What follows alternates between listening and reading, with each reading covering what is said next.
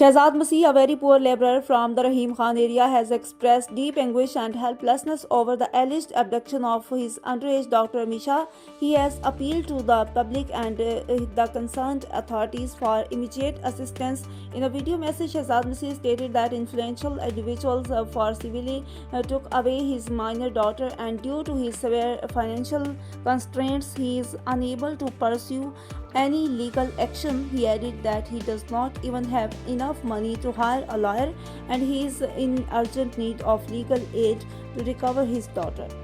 Making a special appeal to Pastor Dr. Salamat, he said, "I am a poor, please help me, stand with me to bring my daughter back. I cannot even afford a lawyer's fee. I need legal aid." Shahzad Maish has called on the international community, human rights organization and the government to stand with him in this hour of grief and the crisis so that he can legally bring his daughter back and ensure that action is taken against those responsible.